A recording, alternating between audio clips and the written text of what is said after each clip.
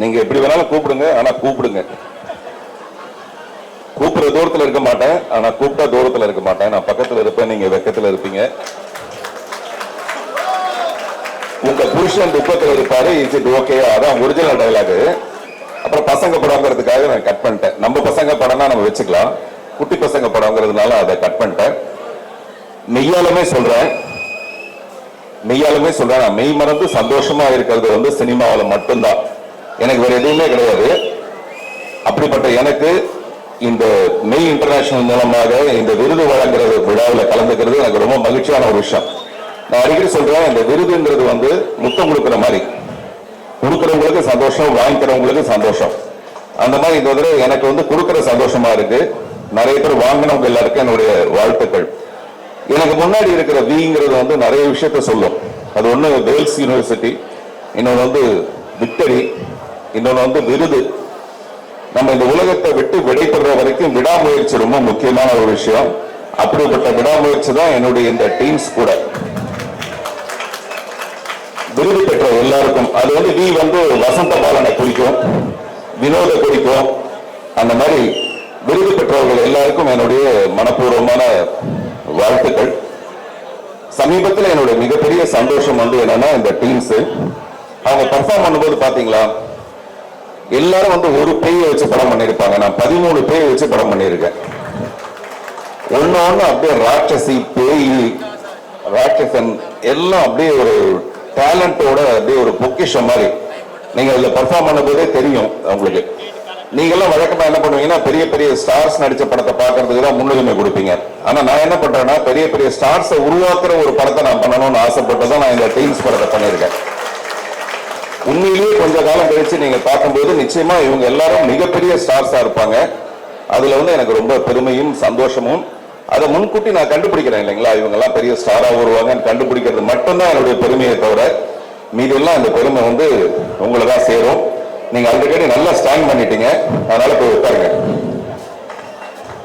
எல்லாம் உட்காருங்க.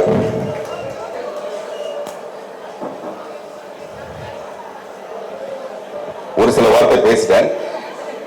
கொஞ்சம் தூரம் டீம்ஸ் பார்த்துருப்பீங்கன்னு நம்புறேன். அந்த டீம்ஸ் பார்த்தவங்க வந்து யாராவது சும்மா பேச ஆரம்பிச்சீங்கன்னா நம்ம கொஞ்சம் சகஜமா நான் ஷேர் பண்ண ஆரம்பிக்கலாம். அப்புறம் கூழாங்கல், அதோட பெருமை ரொம்ப சிறப்பான ஒரு விஷயம். அதே மாதிரி கிடா, அதே மாதிரி ஜமா வந்து தியேட்டர்ல பெரிதா ஜமாய்க்க என்னுடைய வாழ்த்துக்கள். இந்த மாதிரியான சின்ன சின்ன முயற்சி தான் சினிமாவை வாழ வைக்கிறதே தவிர, பெரிய பெரிய படங்கள்ங்கிறது நம்ம அவசியமா இண்டஸ்ட்ரிக்கு தேவையான ஒரு விஷயம். அப்பதான் வந்து திரையரங்குகள் வந்து ரொம்ப சக்சஸ்ஃபுல்லா இருக்க முடியும். அதன் மூலமா டிஸ்ட்ரிபியூட்டர்ஸ் ஹாப்பியா இருக்க முடியும். பட் சினிமாவை வாழ வைக்கிறது கூழாங்கல் மாதிரி, ஜமா மாதிரி, போனா போது டீம்ஸ் மாதிரி சின்ன சின்ன படங்கள் தான். சோ யாராவது தப்பி தவறி போய் இந்த டீம்ஸ் படத்தை பார்த்திருக்கீங்களா? அவங்க கிட்ட மைக்க கொடுங்க.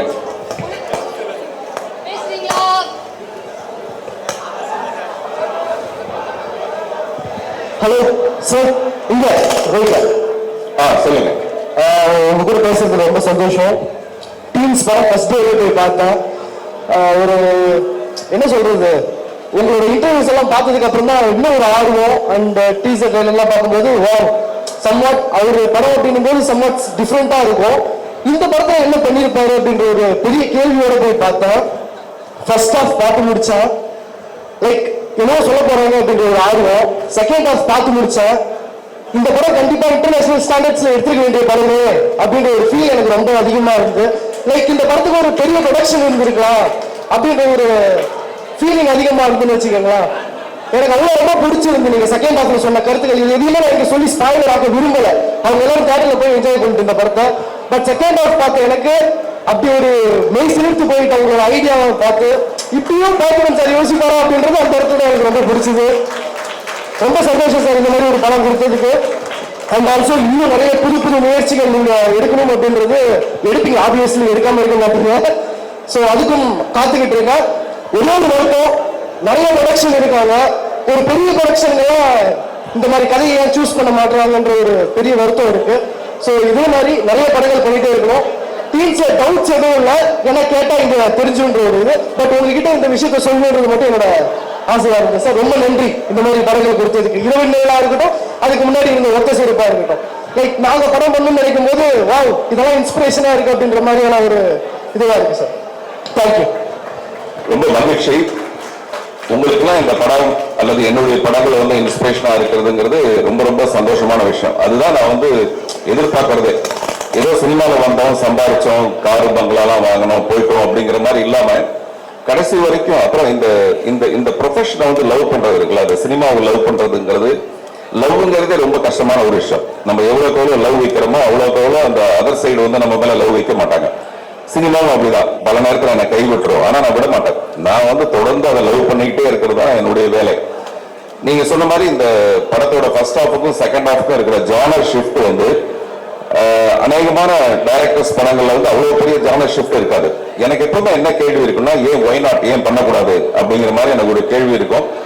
அதுக்கு இன்னைக்கு கிடைச்சிருக்க வரவேற்பு, முதல் நாள் கிடைக்காத வரவேற்பு அடுத்த நாள்ல கிடைச்சிருக்கிறது தான் எனக்கு ரொம்ப சந்தோஷமான விஷயம். முதல்ல நம்ம 100 திரையரங்குல மட்டும்தான் நம்ம கிடைச்சது. இன்னைக்கு அந்த படம் வந்து 199 திரையரங்குகள்ல வெற்றிகரமா ஓடிட்டு இருக்கு.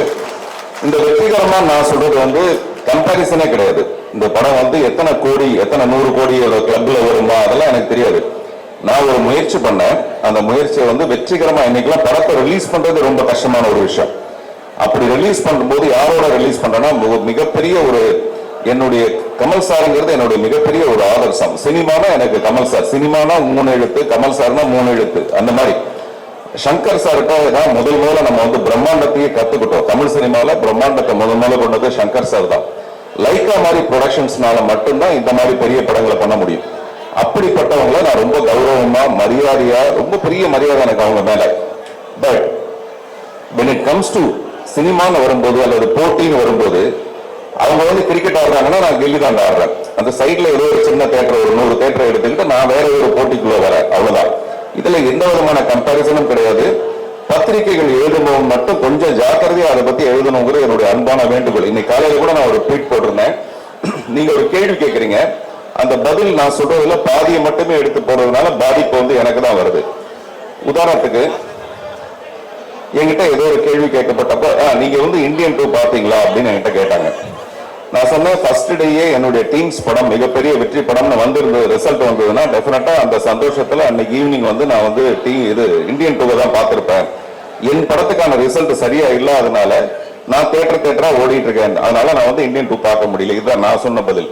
பட் அவங்க போட்டிருந்தது என்ன போட்டிருந்தாங்கன்னா, இந்தியன் 2 வந்து ஃபர்ஸ்ட் டே ரிசல்ட் சரியில்லாதனால நான் பார்க்கல அப்படின்ற மாதிரி அவங்க எடுத்து போட்டாங்க. போட்டா அதுக்கு கீழே வந்து இந்த ட்விட்டர்லாம் வந்து பாத்தீங்கன்னா அவங்களுக்கு முகமே இருக்காது. சில மனிதர்கள் கெட்ட வார்த்தை, இவ்வளவு கெட்ட வார்த்தை இருக்குன்னா நமக்கு தெரியாது, அவ்வளவு கெட்ட வார்த்தை நமக்கு திட்டுவாங்க. இதெல்லாம் நம்ம கடமைத்தான் போல இருக்குன்னு நினைச்சா நிச்சயமா ராத்திரி ஆல்ரெடி எனக்கு தூக்கம் கிடையாது படத்தை ரிலீஸ் பண்ணிட்டு. இந்த மாதிரி உறுத்தல்கள் வந்து நமக்கு இருக்கும். நம்ம எப்படா போய் கமல் சாரை போய் தப்பா சொல்லுவோம், இல்ல அந்த படத்தை பத்தி எப்ப தப்பா சொல்லுவோம். நான் வந்து அரண்மனையில இருந்து, கருடன்ல இருந்து, மகாராஜால இருந்து எல்லா படங்களும் ஓட ஓட ரொம்ப சந்தோஷப்படுறேன் நான்.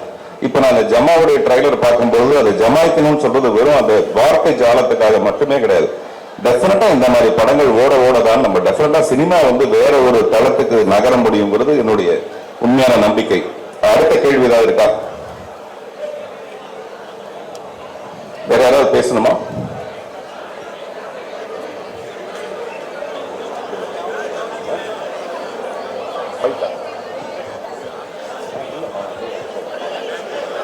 எனக்கு ரொம்ப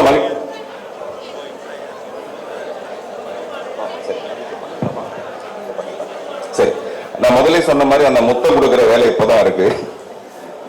நான் சொல்றது முத்தம்ங்கிறது வந்து கொடுக்கும் போதும் கொடுக்கறவங்க வாங்குறவங்க 2 பேருக்கு ரொம்ப சந்தோஷமா இருக்கும். அந்த மாதிரி இந்த தடவை எனக்கு கொடுக்கிற வேலை. நான் சில நேரத்தில் இந்த மாதிரி பப்பரப்பான்னு பேசும்போது அது ரொம்ப ரசிக்கும்படியா இருக்குங்கிறதுக்காக பேசுறதை தவிர அதுக்கு ஒரு பயங்கர உள்ளர்த்தம்லாம் ஒண்ணுமே கிடையாது.